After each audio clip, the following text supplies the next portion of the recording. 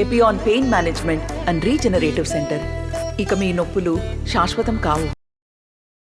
నమస్తే, welcome to RTV.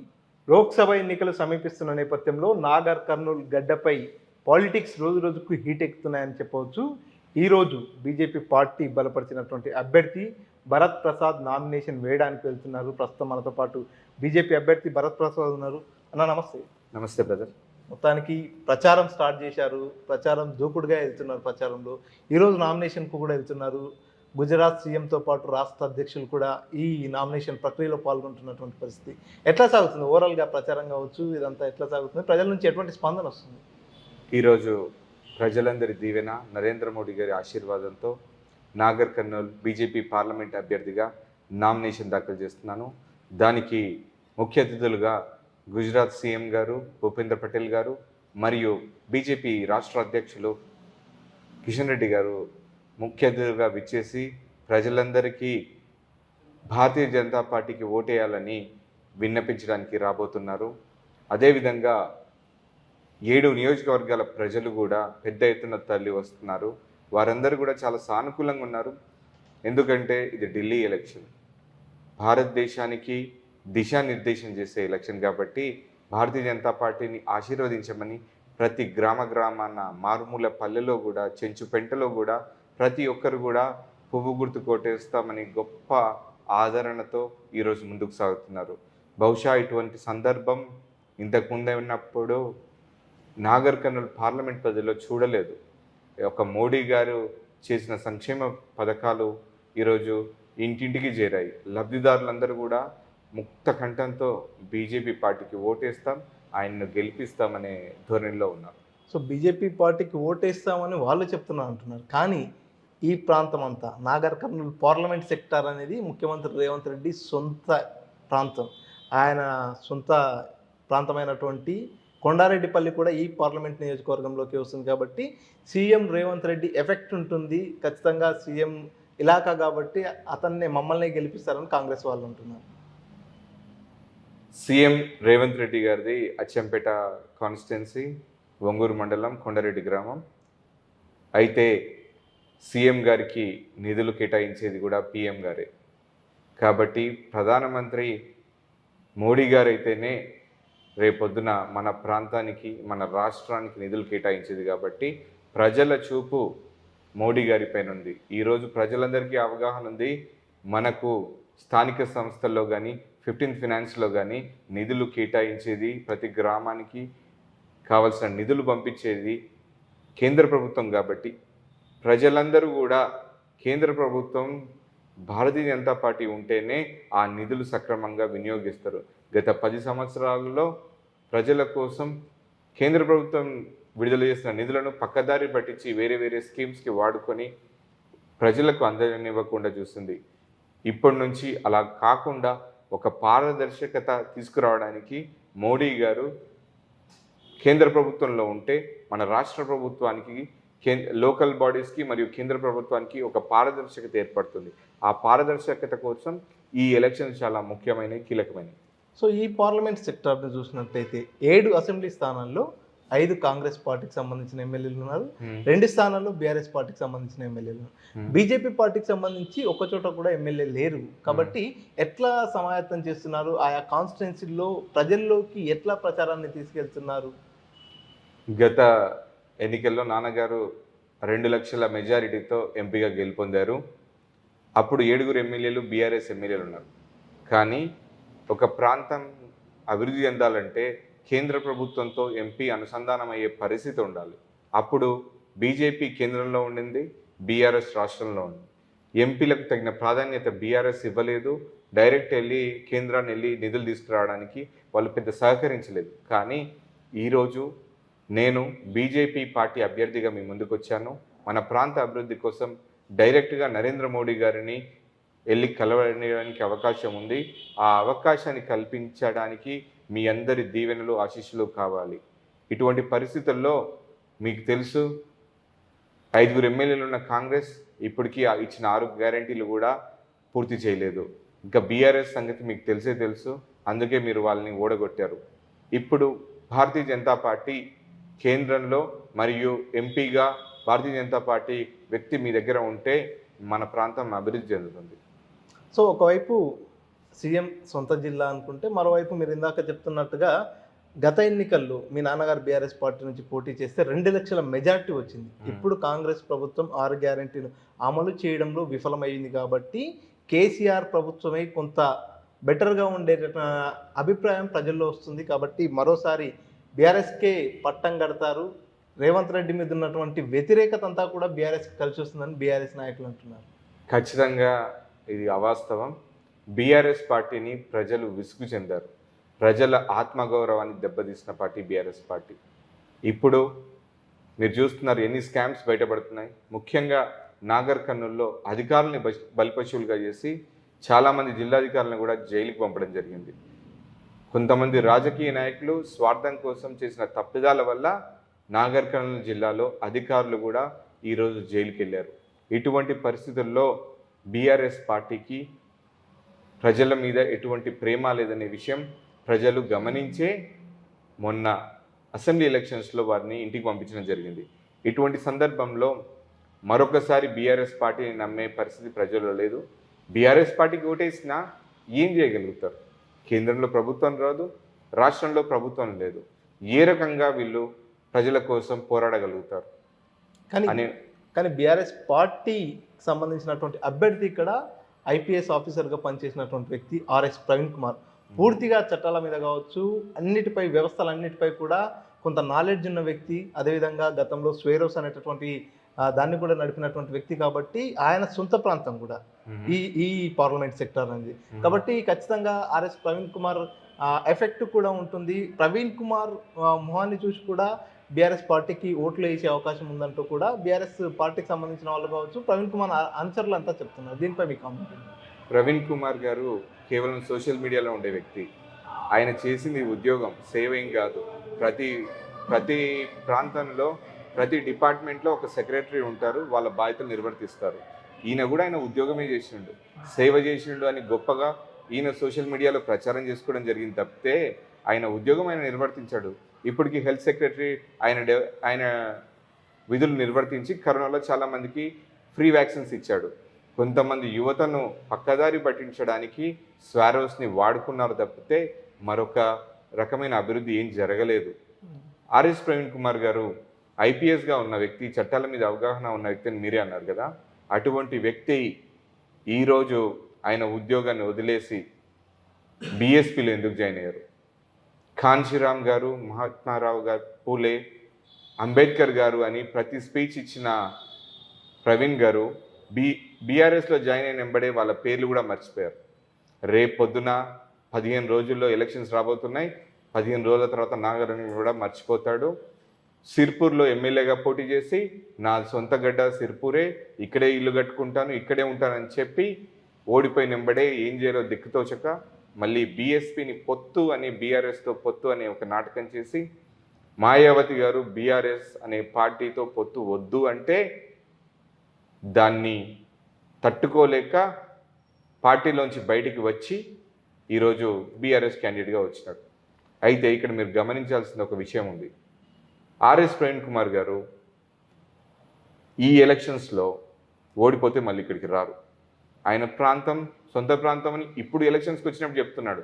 గత 5 ఏళ్లలో ఆర్ఎస్ ప్రవీణ్ కుమార్ ఈ ప్రాంతానికి ఎన్నిసార్లు వచ్చాడు, మల్లురావు గారు ఎన్నిసార్లు వచ్చారు, నేను ఎన్ని రోజులు ఉన్నాను ఇక్కడ అనేది మీరు చూస్తే మీకే అర్థమవుతుంది. గత 5 ఏళ్లుగా నాగర్ కర్నూలు పార్లమెంట్లో అత్యధికంగా సమయం గడిపింది నేనే.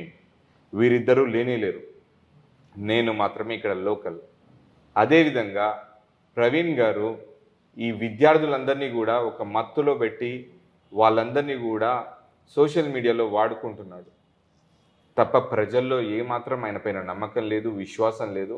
అందుకోసమే మీరు మనం చూడండి, ఒక్కొక్క ఎమ్మెల్యే ఎన్ని వేల ఓట్లతో ఓడిపోయారు ఇక్కడ.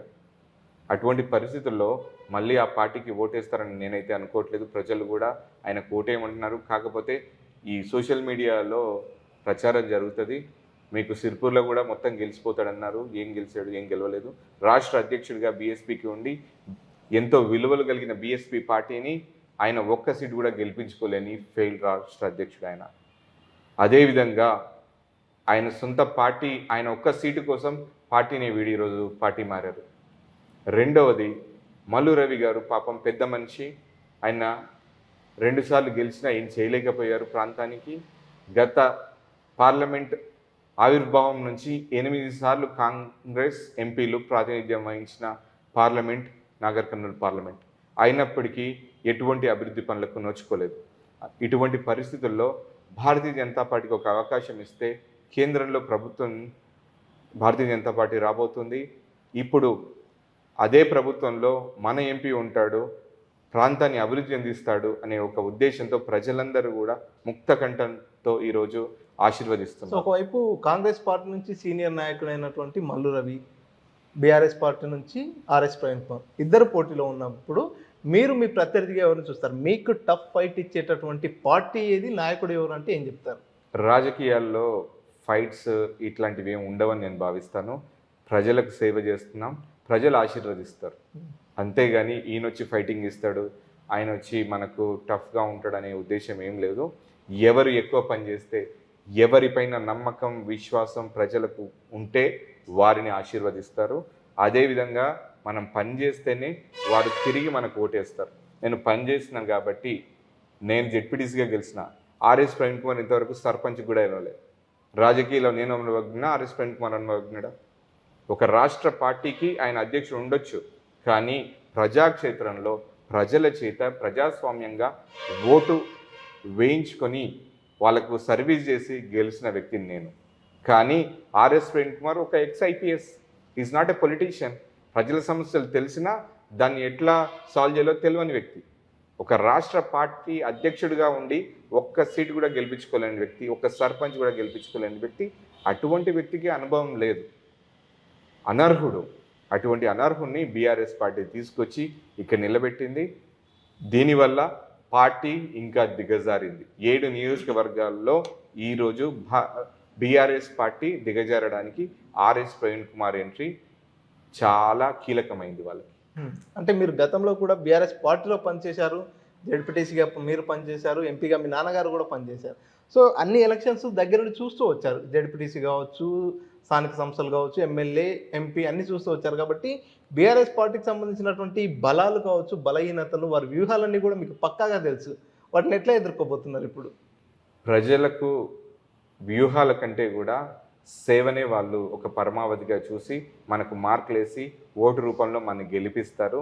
బీఆర్ఎస్ పార్టీలో ఉన్నప్పటికీ ఆ రోజు పార్టీ ఎమ్మెల్యే సెంట్రిక్గా ఉండింది. ఎప్పుడు కూడా వేరే వ్యక్తులని సర్వీస్ చేస్తున్నా కూడా వాళ్ళని రానివ్వకపోయేది. ప్రజలకు చాలా దూరంగా ఉంచే ప్రయత్నం చేసేది. స్థానిక ప్రజాప్రతినిధులు కావచ్చు, ఎంపీ కావచ్చు, ఎమ్మెల్సీలు కావచ్చు. అటువంటి పరిస్థితుల్లో ఎమ్మెల్యే సెంట్రిక్గా ఉండి వాళ్ళు మాత్రమే పెత్తనం చేసి ప్రజలకు వేరే వాళ్ళని రానివ్వకుండా చేయడం వల్ల ప్రజలు ఆ వన్ సైడ్నెస్ని తట్టుకోలేక వాళ్ళందరినీ కూడా ఓడగొట్టడం జరిగింది. అటువంటి పరిస్థితుల్లో ఈరోజు మళ్ళీ ఈ ఎమ్మెల్యేలు రావద్దు అనే ఉద్దేశంతో మాత్రమే కాంగ్రెస్ని గెలిపించారు తప్పితే కాంగ్రెస్ను గెలిపించాలనే ఉద్దేశంతో గెలిపేయలేదు. ఈరోజు భారతీయ జనతా పార్టీని గెలిపియాలి, మోడీ గారిని ప్రధాని చేయాలనే ఉద్దేశంతో వాళ్ళు ఉన్నారు. మన ప్రాంతం అభివృద్ధి చెందాలంటే భారతీయ జనతా పార్టీకి ఒక అవకాశం ఇద్దాం అనే ఉద్దేశంతో ఉన్నారు. చాలామంది నన్ను అడిగారు, మీకు ఎమ్మెల్యే ఒకరు లేరు కదా, ఎట్లా గెలుస్తారని అడిగారు. 2019లో ఒకే ఒక ఎమ్మెల్యే బీజేపీకి ఉన్నప్పటికీ 4 ఎంపీ స్థానాల్లో గెలిచాం. అదే పునరావృతమై ఇప్పుడు 8 ఎమ్మెల్యేలు ఉన్నారు. 12 పైగా భారతీయ జనతా పార్టీ సీట్లను గెలుచుకోబోతుంది. సో ఇందాక మీరు అంటూ వచ్చారు, ఇక్కడ చాలా వరకు బీఆర్ఎస్ పార్టీలో గతంలో చాలా ఇబ్బందులు ఎదురయ్యాయి. మీరు కూడా బీఆర్ఎస్ పార్టీ నుంచి వదిలి బయటకు వచ్చారు. ఆ ఇబ్బందులు భరించలేక పార్టీని వదిలేచ్చారా, లేకపోతే ఎంపీ టికెట్ కోసం పార్టీని వదిలేచ్చారా? ఆత్మగౌరవం కోసం రావాల్సి వచ్చింది. ఒక బానిసలా బతకడం ఇష్టం లేక రావాల్సి వచ్చింది.